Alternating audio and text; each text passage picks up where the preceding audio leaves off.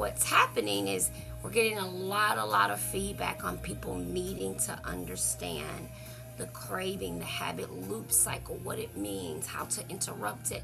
They're really desperate to get that, because even though they have their procedures, they have their medications, they have their sticky things, they have all the things that are supposed to equate this complete journey, but yet the brain is not budging. Well, this is where we get the brain to budge. Made it my personal endeavor, my personal pursuit to intentionally ensure that people are getting the information access. So Sophia, hello. Teresita, hello. Are getting access to the information they need to be more successful when it comes to the brain-based portion of obesity. Yes, there is a physical component to it, but there's also a mental component to it.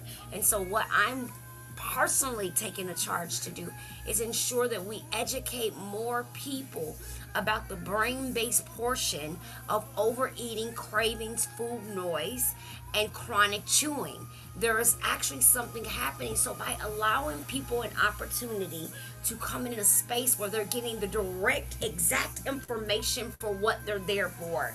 You're not coming to learn how to count calories, track, be in a caloric deficit. That's not what you're coming to. It's not a diet. I don't diet. I want to eat what I want. I just showed y'all collard greens in the refrigerator. Come on now. They made the right way.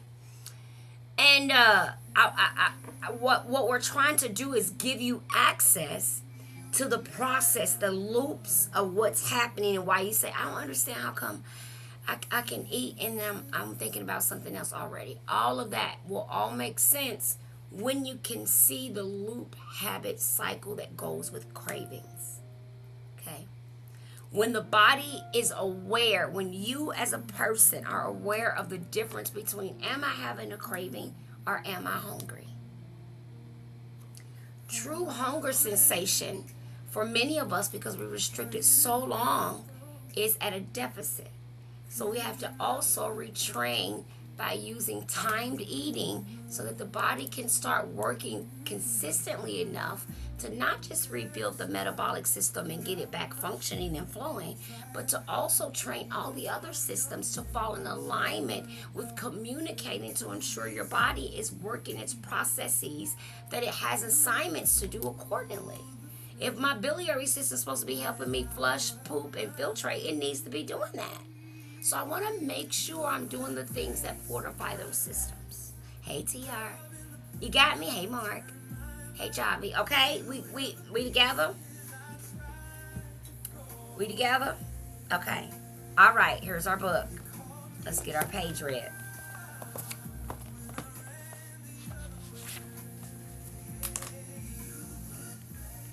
Good intro tonight. And remember, the masterclass is next Monday night. So next Monday night, there will be no reading because we'll be in class.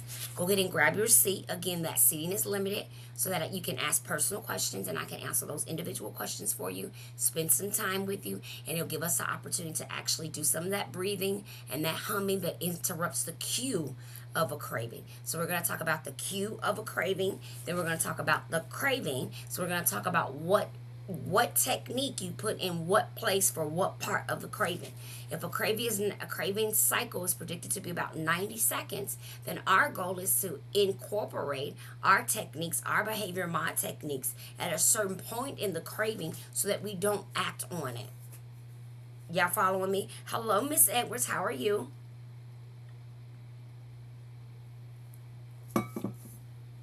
Hey, YouTube. Hey, Facebook. Hey, Instagram. We all right? We all right out here tonight? Hey, Low Cox. Tap it up and let me know y'all doing all right. Hey, Sexy D. How are you? Tap it up and let me know. Hey, Keita. How are you? 501. Hello.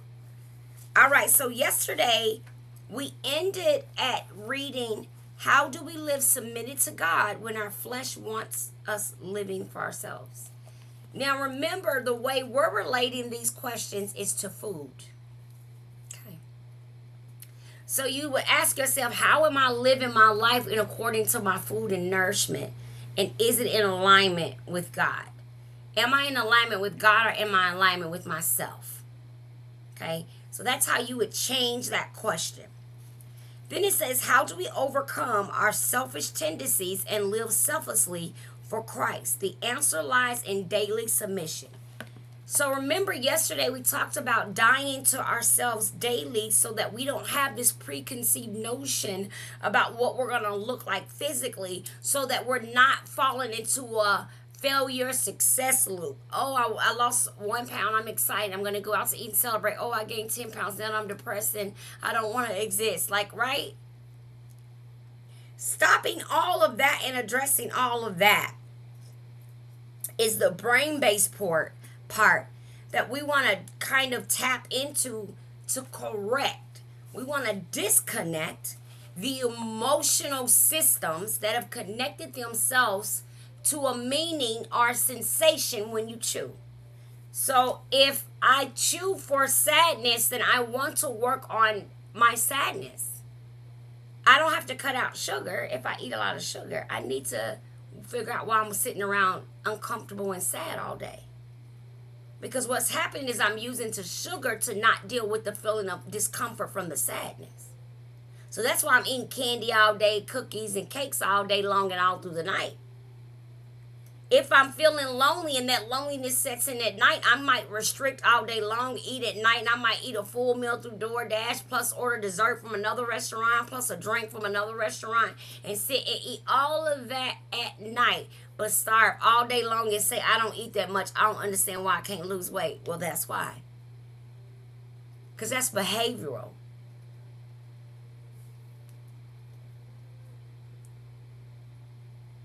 That's all behavior. It's not the food. The food didn't order you over to their house. You ordered the food to your house. Like when they say, I didn't come for you, the food didn't come for you. You came for the food. So why are we blaming it on the food? Now, tonight, I did really good. I didn't say anything about nobody eating nothing. I didn't say nothing about no eating disorder, so I'm not really sure why they just did that restriction, because I didn't mention nobody's eating disorder at all this time.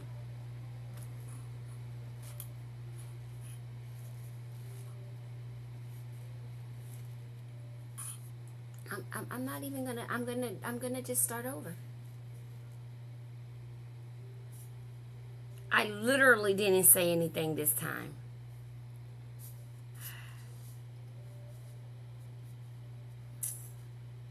You guys, I literally was very sure tonight that I was very clear with my wording. Welcome in. Is it thankful? Or that one you love, that one you love? I literally was being very intentional about my wording. I was being very intentional about my wording, and it still caused me a problem. Man, I tell you. Goodness. That's why, you guys, you know what? You got to get yourself into my company funnel, join our community, so that you can get the information related to what I do and how I help people with their wellness off of this particular app, because it's not my real avenue of communicating anyway, and it's becoming more and more difficult for me to provide you with what I would like to give you while I'm on here.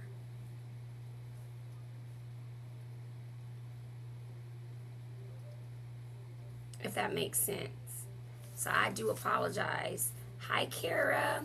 Hi, Miss Sean, loving my life. Okay, so I'm going to go ahead back into the reading, even though it gave us a boot.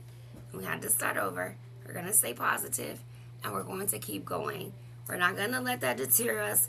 We're not going to worry about it. We're going to do what we came here to do, which is to grow, learn, and show up in the Word, and grow and go closer to our Heavenly Father through our struggles with food. So we can't worry about why they keep flagging us when we actually was following the rules today. So we just gonna keep on going, okay? So it says the answer lies in daily submission. Daily we should feed our spirits, because what we feed grows. You know that's true. If you fertilize your houseplants and water them, they will grow. If you feed your cat too much, your cat will be fat. If you feed your ego will grow. What you feed grows. Ooh, ooh, ooh. Tap, tap, tap, tap, tap, tap, tap, tap, tap. What you feed grows. If you feed your ego, it said. It said if you feed your ego. Thank you so much for sharing the live. Thank you guys for tapping it up. I'm trying to get us out of the ditch. Thank you, is it D Renee? Thank you, Queen. You guys, did y'all hear that? Y'all want me to read it again? Because I don't mind rereading things that we needed to stick. When we need stuff to stick like glue, I'll be wanting to help it stick. So let me do that again. It said, the answer lies in daily submission. Daily, we should feed our spirits because what we feed grows. You know that's true. If you fertilize your houseplants and water them, they will grow. If you feed your cat too much, you will be fat.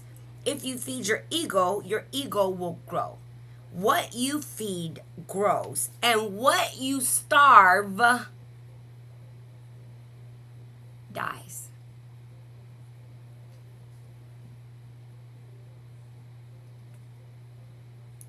All the places that my brain is running,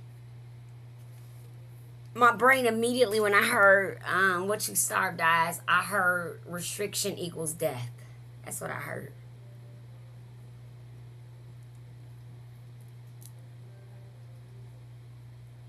That's what I heard. Restriction equals death. Starving equals death. Starving of the body equals death. Starving of the spirit equals death. Starvation of the soul. Total annihilation.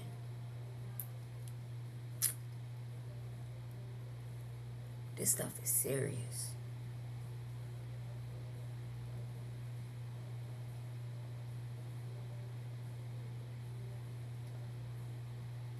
Why do you think it makes it so easy to justify gluttonous behavior? Do you think it's because we're not willing to die to ourselves daily?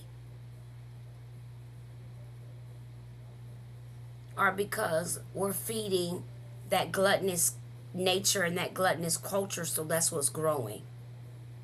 And as a result, we're growing in size. So is it that we're feeding our gluttonous desires, and as a result, the physical expression is a growth in size? And the backlash of that is the unacceptable feelings you get from society as a whole, when in fact you are a larger size. Is that making sense to anybody? Hi, Alex. Are y'all with me on this, or am I by myself? Do you think we're on to something? Hi, Brazilian Diva. Do you guys think we're on to something? Because I think we might be on to something.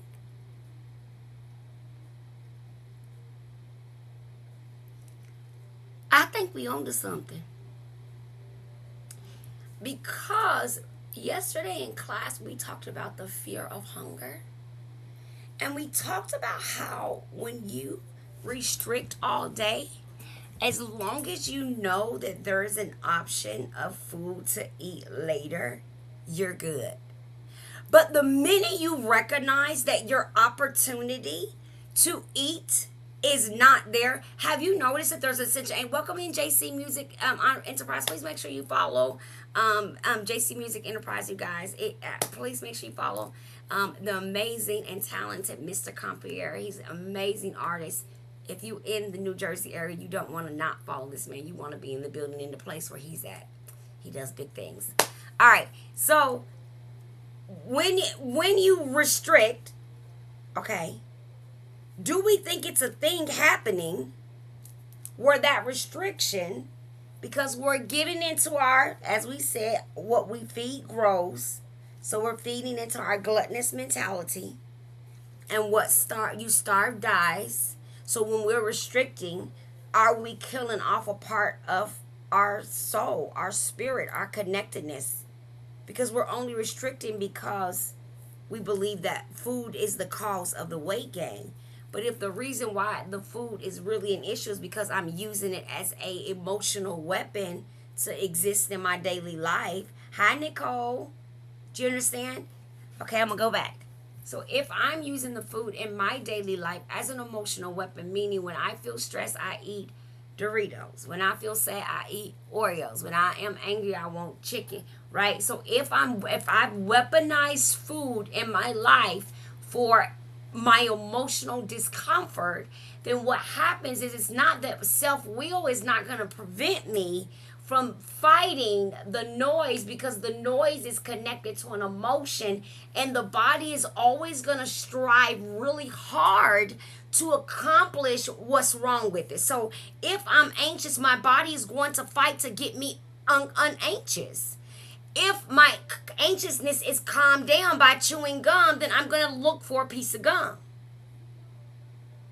But it's not, the problem is not the gum. The problem is that I'm using chewing to calm down my body when that's something that I need to be doing naturally. Naturally being able to calm one's own self from anxiousness, stress, sadness, anger is an adult ability. We're supposed to all have it.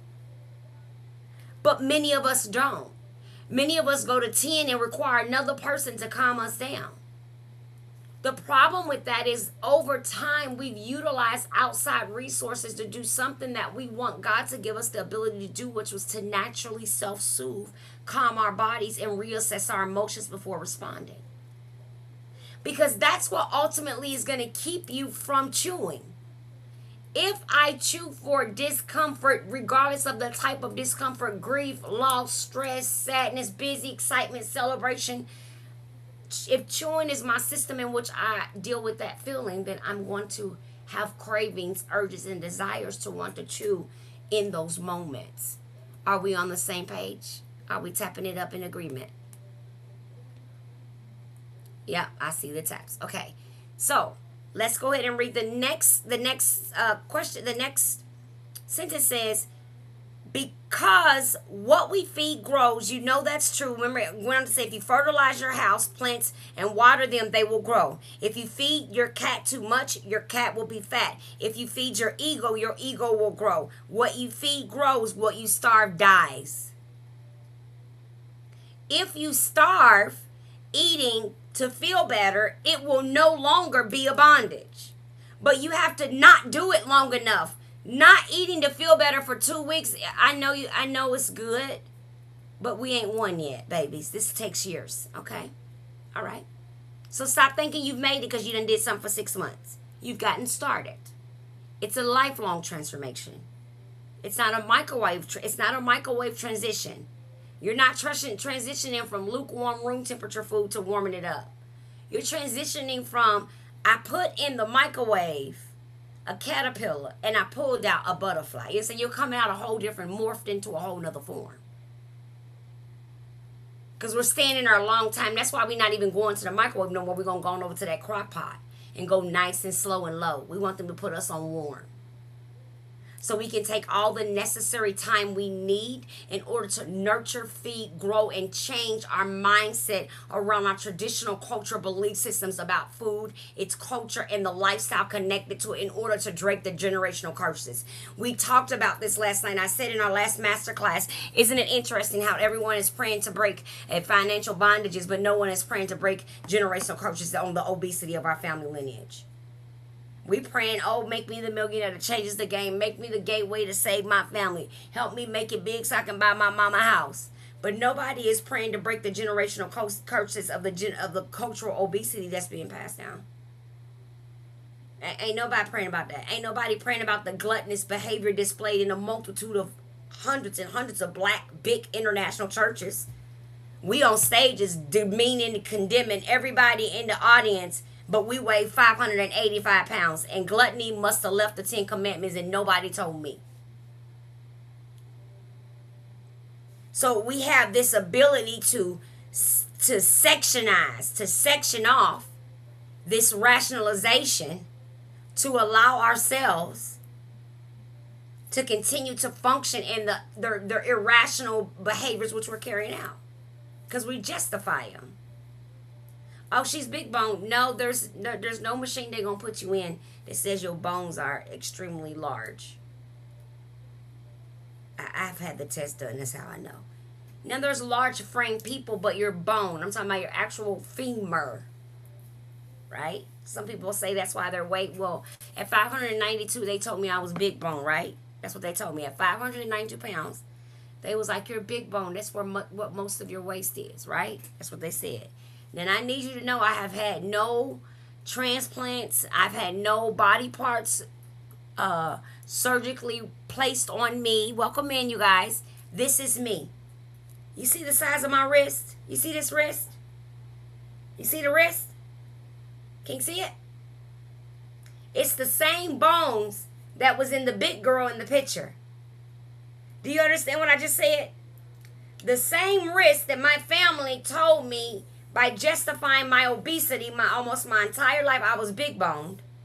This is the same bone that is inside the 592 pound body. Same bone. Same bone. Same bone. This arm, you see it? This arm is the same arm that was almost, 48 inches round, something like that. It's the same arm. You see where the arm stopped at outside the skin? You see that? It's the same arm. The bone in this arm is the same bone. The belief system that I was traveling on for almost 15, 20 years that I was big bone was a delusion that made me justify my overeating, my emotional addiction to food, and my inability to stop eating for feeling sadness.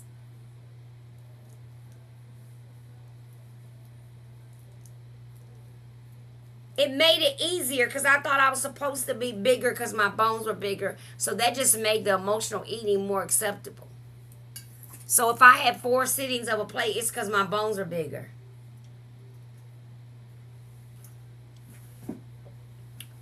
And the 3 heart attacks I had, it's the same heart. My heart ain't bigger. It's the same heart. That same heart was stopped. It'll stop when it's small too. Yep, them strokes, same body. Them same strokes that happen in the big body is the same. It's the same body right here. The body's the same. Yeah. Yeah. Yeah. That's the other concept. Welcome in, you guys, that I had to learn. I had to come to the conclusion and begin to understand that there were certain mentalities in my community and culture that had led me to believe disbelief about the entire obesity thing altogether. Like, you go to the doctor and they say you have slow metabolism. Then they tell you to only eat 1,200 calories. If I'm only eating 1,200 calories, but my metabolism is slow, at what point am I going to be eating enough to retrain my metabolism to break down a sufficient amount of food in order to absorb it and give me the amount of nourishment necessary to fuel my body and give me the energy I need to succeed? So at what point you going to teach me that then? Because you're talking about what I need to do to lose weight, but you're not telling me what I need to do to stay healthy. And this is the irritation with me. So if you're new here, my name is Coach Kenya. I educate people on therapeutic weight loss and wellness. I help you retrain your brain about how you think about food and your relationship with it. We do not diet here. I teach you how to do all those. Okay, sister, I'm going right now.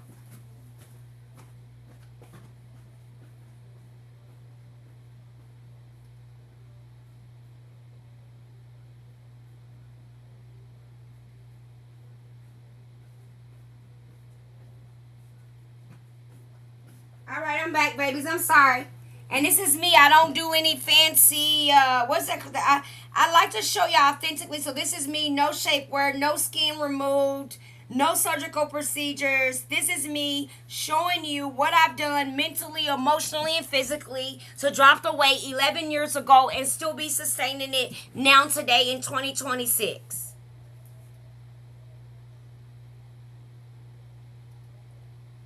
And although doing it the right way may not be attractive, doing it the right way gives you sustainability and maintenance. So if you spent your entire life chasing the same 100 pounds to evict them from your body, but they keep moving back in, then you're in the right place. You're in the right place. If you've been on more diets than off, you in the right place. If you find yourself hungry after you've just eaten, but the hunger is not for anything sufficient, it's not like it's a vegetable, you like want a whole cookie from down the street around from your auntie, mammy, cousin house, That's a craving. That's not hunger. But what your brain will say is, I'm still hungry. So what happens is because you said, I'm still hungry, your brain is going to tell you, yes, go get more to eat. But you're not still physically hungry. You're actually emotionally hungry. Because whatever meal you ate, it did not help you calm down the anxiousness connected to why you started eating in the first place. Because remember, we're not all fueling our bodies. We're filling our bodies. We're attempting to, hey queen, we're attempting to eat our way back to feelings. Right? That's why when someone dies, you will start cooking the meals that they cook really good. And you can sit and eat a whole pot of your mama macaroni and cheese. That's because you're not eating with your stomach. You're eating with your sadness. And it's way deeper than your stomach can ever go. So that's how you can eat a whole bag of Chick Boom Boom popcorn, that crack in the bag, that purple popcorn.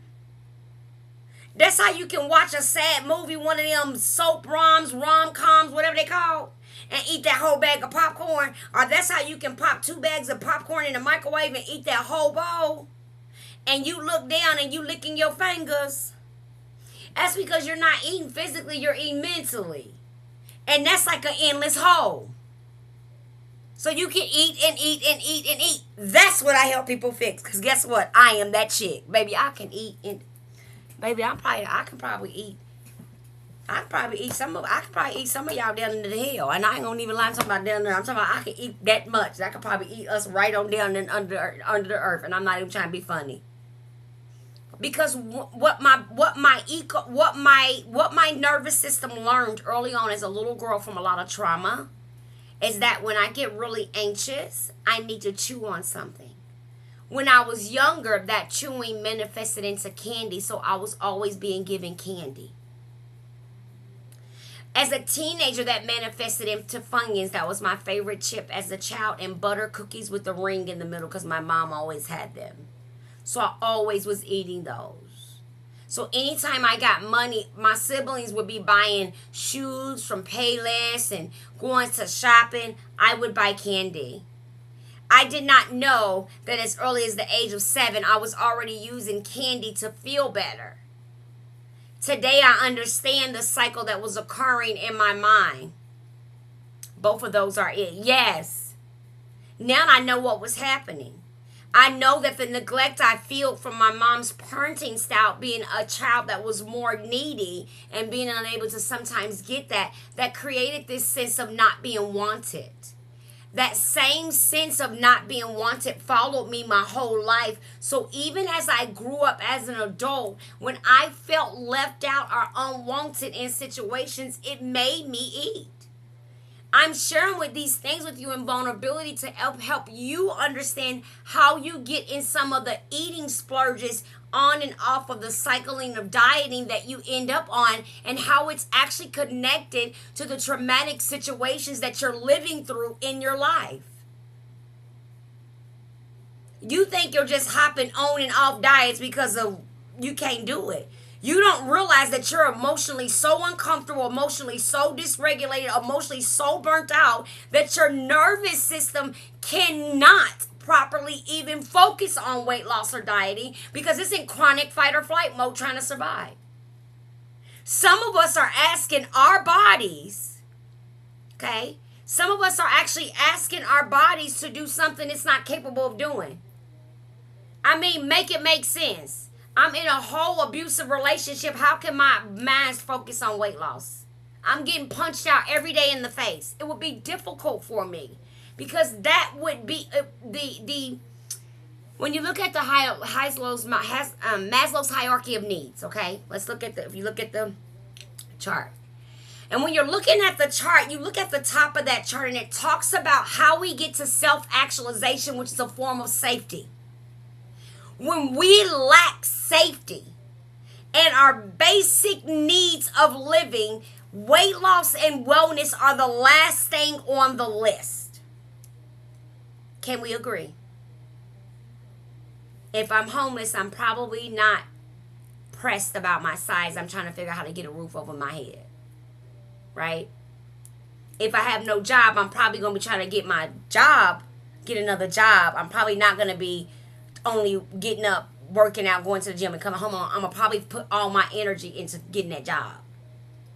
So what happens? My need to survive becomes more pressing. Along with that pressure comes stress.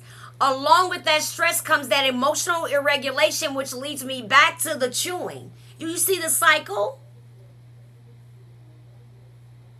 Yeah? Because when you can recognize this cycle, there's power in acknowledging and knowing where you fall in your cycle and how to disrupt it. That's why we teach it in a class. Because the concepts are so new, but when people hear them, it's mind-boggling because they've been, look, I believe that people have been waiting for someone to give them the very words that are coming out of my mouth right now so they can explain to people what they've been battling with their whole life. I believe that many of us have spent majority of our lives as young adult and women and men trying to survive just the basic sanity of day-to-day living, and as a result, food became either restrictive behavior or a crutch. And because it's not really pursuing in our life in terms of nutrition, it's more for survival. We are having to utilize that chewing mechanism in the form of an SSRI.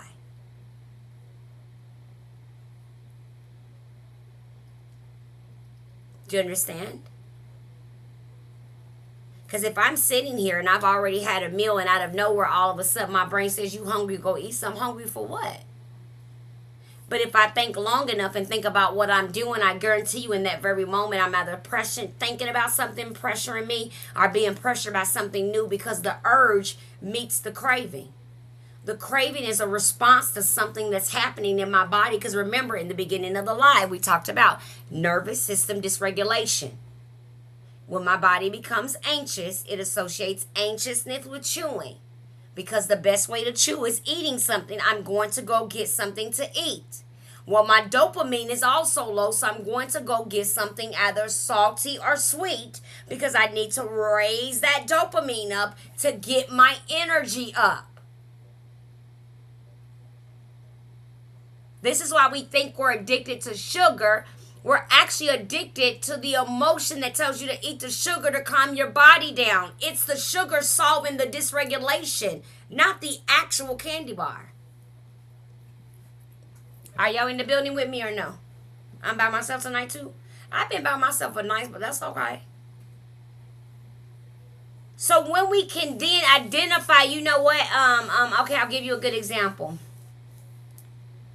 If you work with somebody you don't like you really do not like them, they make you uncomfortable, you don't like going there.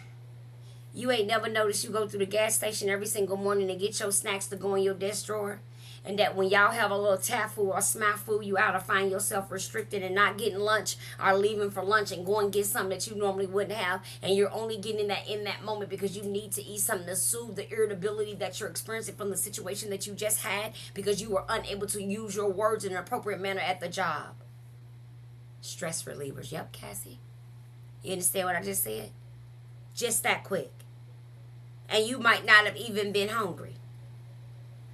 But because that dysregulation in your brain sounds like it's hunger, it's the food noise, not true hunger. But if you don't catch the food noise, which walks you into a cue, that CUE, then walks you into the craving. If you don't catch the trigger between the trigger and the cue, guess what happens? You going into the craving. By the time you get to that craving, which is only 90 seconds, you're engaging. Because what you think is the table's fault, food on the table, is actually a neurological process acting in your brain, repeating itself over and over and over and over. Welcome in loves, over and over. I'm an overcomer, over and over again. Remember, we talked about it. We get the cue, then the craving, then the behavior, then the reward, then the shame and the remorse, then the restriction comes back. Restriction, deprivation, trigger, behavior, guilt, shame, remorse. So you walk through your cycle of food noise and through your cycle of a craving. The cycle of a craving is a cue, a craving, a reward, release. The cycle of the habit loop works in a certain cycle in terms of the amount of time you have before the trigger of the thought equates the action. So all we're doing here is learning to use neuroscience, our body's actually functioning chemicals, dopamine, cortisol, to assist us in lowering the body's anxiousness through behavior modification techniques in order to disconnect my mouth's belief that when I chew, something is going to be fixed. Do we all agree and understand that part? Yes, Instagram. Yes, YouTube. Maybe no. Thank you, Cool Corner. I'm overcomer. Hi, baby. We all understand that. So when we ask in the book, am I willing to starve what dies and to feed what grows? You have to ask yourself, are you willing to be without the feelings and emotions and the lifestyle in which you've grown accustomed to deal with your emotions? The problem, the reason why you can't stay consistent on your journey is because you are trying to habit away your emotional stability that you've connected to chewing.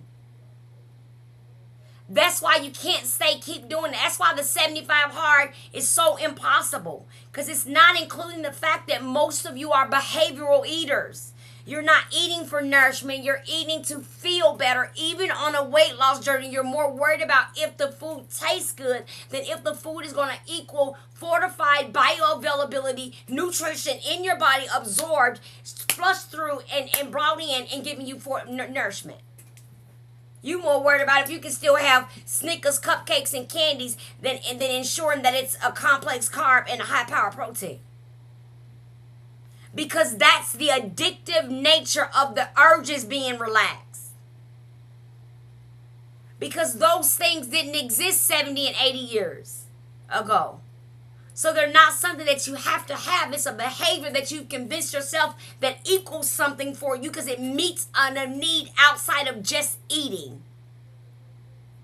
Ooh, when I eat that, it makes me feel some type of way. Hello? Think about it. Ooh, I can just feel my soul open up when I have that.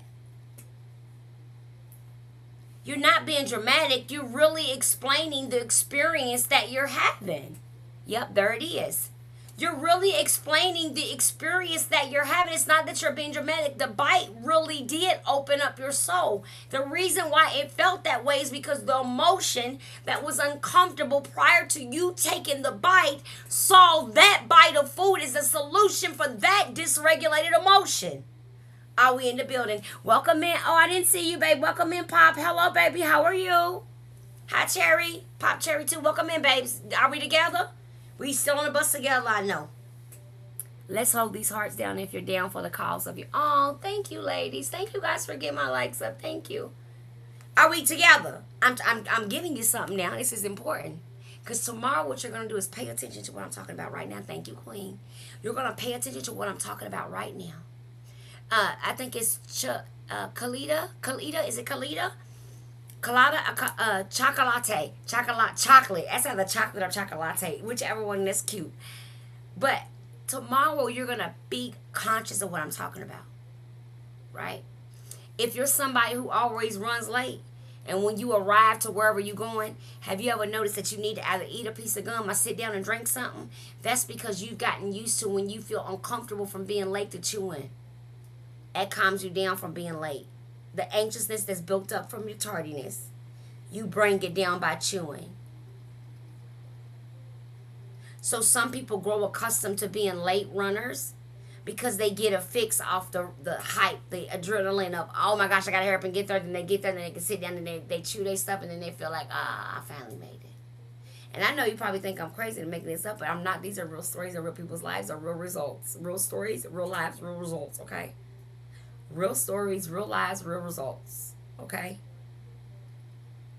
But the reason why I share these stories and these examples when we're doing these readings, when we're on Wednesdays for our 45 minutes, I only talk about these so that they can be direct examples for you to draw from so that you can gain a deeper understanding when I talk to you about brain-based obesity.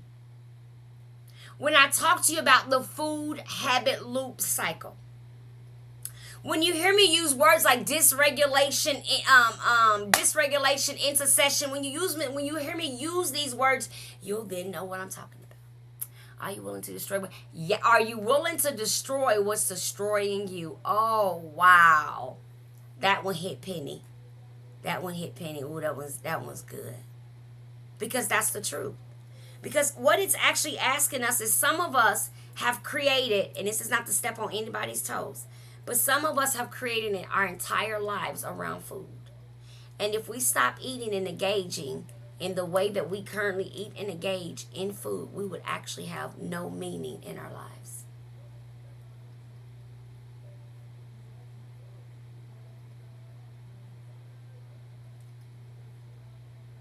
Now, are there people who do things with food, that work around food, that don't have emotional problem? Yeah, of course. That they're not emotional eaters? Of course there are. But we're not talking about that audience. We're talking about our audience, the audience of us who are emotional eaters, the audience of us who are struggling in those areas, who do have food noise and cravings, etc., etc. There is an audience of us, and that's who we're talking about. We're talking about having a better understanding of how it happens, why it happens, and how do we interrupt it. If I'm doing all the things, I got my medicine, I got my injection, I got my surgery, I'm working now, I'm going to the gym, I'm walking with my girlfriends on the weekend, I'm going hiking, I'm traveling, I'm eating right, I done stopped eating meat, I done stopped using chemicals. I mean, I'm doing everything under the sun to be 100% healthy, but a pimp is out here struggling. That immediately tells you, wait a minute. That means you can't outrun your thoughts about food. You cannot not outrun. You cannot out treadmill with a weighted vest. You cannot out crunch. You cannot out squat food noise. You cannot out starve food noise. That's why you must retrain the metabolism and the body and the brain a whole different status quo as you are on these journeys. Nothing about who you were on day one of your transformation should still be even lingering around on day 30, 40, 50, 60, because they can't come. They didn't make the cut. They can't make the cut because they are a part of that old mentality, that old strategy, that old lifestyle. They didn't make the cut. So when you say to me, Coach, how do I stop doing what I'm doing? You come and learn, you invest, and you learn in yourself. You have to invest the time, you guys. You have to stop getting stuff and then not sitting down and reading it. You have to stop not reading the very thing that's going to set you free. If God leads you to something, then that means he'll take you to the other side of that very thing. So all you have to do is to be disciplined. Health and good bodies are made in the mind via the kitchen. What you said, it is. People think. Remember we had the cute young lady last week. Remember, she came and was like, "No, they need to just go to the gym." I said, "You don't have to go to the gym. That's not the only way you lose weight. What are you talking about?" And it shocked me because I hadn't heard anybody for a long time just say that gym. If you just need to go to the gym, because I thought, well, if people just needed to go to the gym, then nobody would be obese, right? If the gym was all you needed, we'd all be.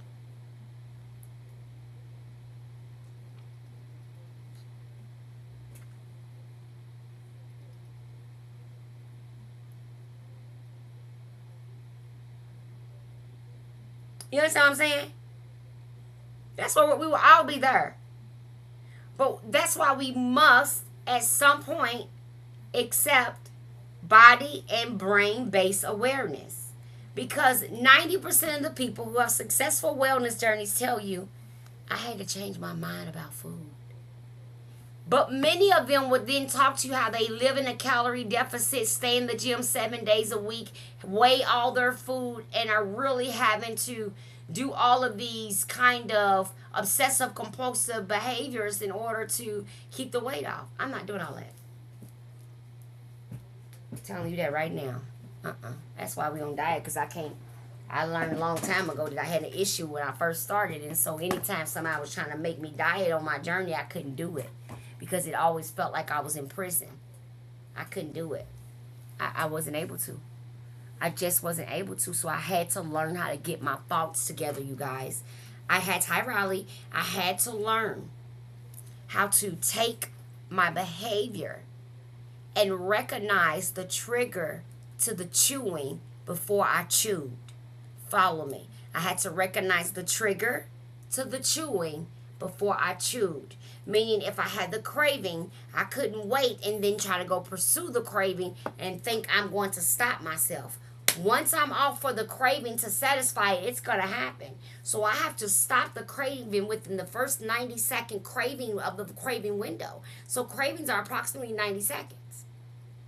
If I can stop that craving within the first 30 seconds, then I can emotionally and mentally switch my thinking, trigger a different behavior, and calm the body down myself using behavior modification techniques. And I never have to go chew to feel better for that craving. It goes on to say, if you don't feed and water houseplants, they wilt. If you don't feed, okay, I read that part. So feed your spirit daily. Give it nourishment by reading the Bible. Spend time in God's presence by praying. Enjoy God's goodness by engaging in fellowship with others. Hear God's voice by reading the Bible. And starve your sinful self. Rather than getting what you want, give up something you may want. Thank you for something you want even more. A God-glorifying life. Deny the desires of your flesh, saying no to what you know is less than God's best. Run away from something that would tempt you to do wrong. Hi, baby. Good to see you. This is exactly what happened to my close friend Travis. When Travis was in junior high, he found his dad. He found his dad hidden stash of Playboy magazines.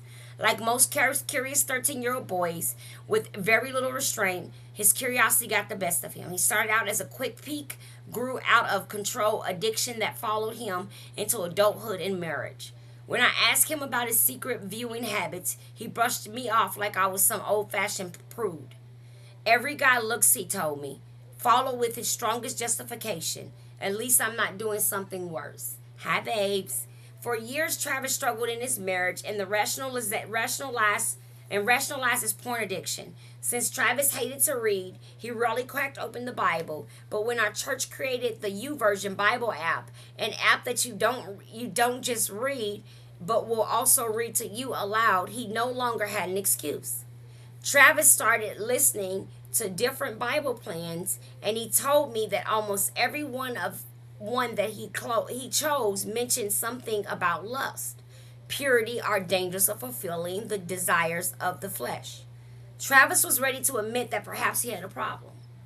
When he tried to quit his daily dose of adrenaline-infused visual entertainment, he discovered that he was more trapped than he realized. I shouldn't even have to stop to tell y'all how this particular story applies to many of us right here in this live. You know how when you decided you're going to stop eating 3 popsicles every night before you go to bed and that gallon of Ben and Jerry's ice cream, and you decided you're not going to do it no more.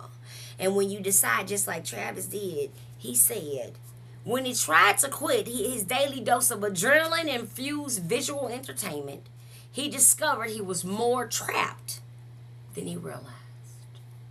How many of you all have tried to quit eating something and you realized you was more trapped than you realized? Thank you for the likes. After confessing his problem to his wife, he joined a support group for sex addicts, and they quickly pointed him to God's packed promise of freedom. The Apostle Paul declared boldly, "No temptation has overtaken you except what is common to mankind. And God is faithful. He will not let you be tempted beyond what you can bear. But when you are tempted, he will also provide you a way out so that you can endure it." Let's stop right there. I'm going to use an example. The other day I was on with one of my clients, and my client was telling me how she was not hungry. She has no idea why she ordered the DoorDash. All she knows, she was sitting there, and out of nowhere, she was like, oh, I'm going to order me something. So she goes over to the app, she orders something, and she tells me that the entire time that she was waiting for the food, stuff kept happening with the order, and she kept having an opportunity where she could have canceled the order before it came. And she said another incident happened where she could have canceled the order before it came. Because remember, she didn't want it. She wasn't hungry. She had already eaten. So unnecessary purchase, unnecessary money spent, unnecessary urge being answered. So she said she had all the opportunity in the world to stop this, to stop Cat Daddy from coming on bringing that food on over there. God gave her a way to escape. But the urge, her flesh told her, it's okay, it's already coming. That quick, that easy. This is as applicable to that. This is as applicable to that. Do you understand me? Okay, let's keep going.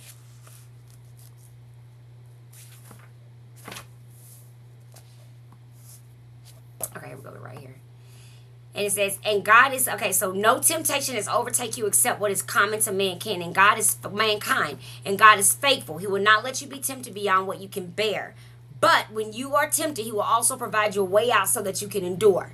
That's all Travis needed. He memorized that verse. He declared it daily. He put a tracking device on his computer, canceled his cable channels, and put strict locks on his phone. With the help of God's word, a praying wife, and God's friend, Travis has been porn free for over 4 years. And it started with God's word giving him the strength to overcome. We shall stop there.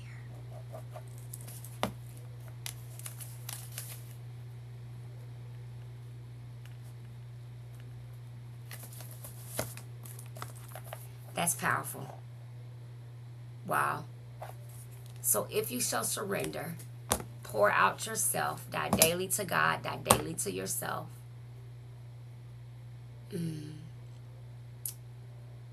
And be willing to recognize that maybe your relationship with food is not good. And it's not just, I need to eat less sugar. And you do need the grace of God to help you. Only you know the things that you've done for food, with food, to get food, to eat food. And if it's something that you're struggling with, then the grace of God, according to Paul, says that we will never have more than that's possible to handle. But it also says that we don't have to suffer. So we can surrender it. We can surrender. And in that surrendering, we pick up our behavior modification tools that allow us to fight that noise, that allow us to pattern, interrupt, and know when to tap, that allow us to know when to get up and walk and do our humming with our tongue at the root of our mouth. It knows when to tap chin, temple, or under the lip, right? Or above the lip. These are things we become accustomed to doing because we understand that the alternative is chewing it. And if we chew like the way we was chewing before we got here, we may die. I don't know about you, but I'm a recovering food addict, and at any moment I'm one bite away from my death. Because I eat food alcoholically. And I understand that about me. And maybe that's not your story. Maybe that's not your truth. Maybe your story is stress eating, emotional eating, food noise, or maybe your story is restricted. But one thing for certain and two things for sure, I know that we all have a story. A food story, to be exact. So I pray that may God bless you, protect you, and give you more insight and wisdom and knowledge into your journey. At least you are recovering. I am indeed recovering. I'm, by the grace of God, I know that I have walked myself straight onto a recovered path of understanding the afflictions and addictions that I battle. I understand them. I know that I was never eating just to be eating. I know I was never drinking to be drinking. I was drinking because I felt uncomfortable in my own skin and I wanted it gone. And those things made me dissipate out of my skin to exist in them spaces. So I pray this is something I share with you tonight blesses you and magnifies you. Grab your masterclass seat. The links are in my bios, or I can drop them on a video. You just let me know which way you like it. You want to message me, however you want to do it, or just head over to the site and grab it. But Monday, 7 p.m., it's not too late. 7 p.m. Eastern Standard Time, 4 p.m. Arizona time. 50 minutes, game changer.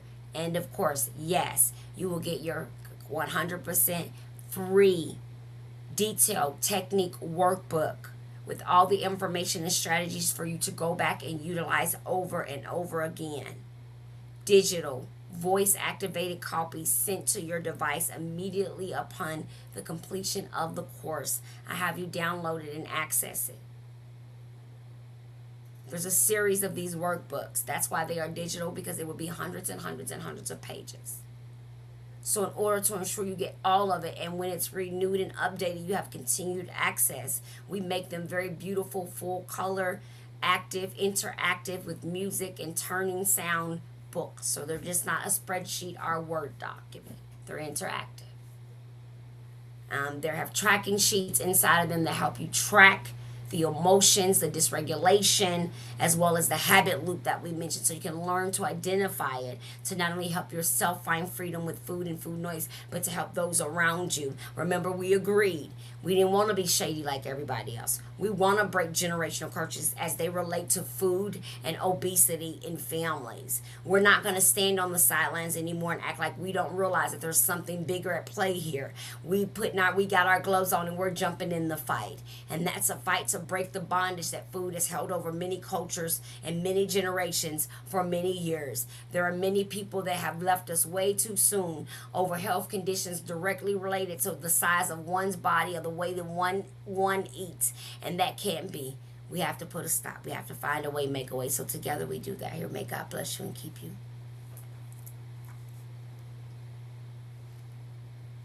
See you guys tomorrow.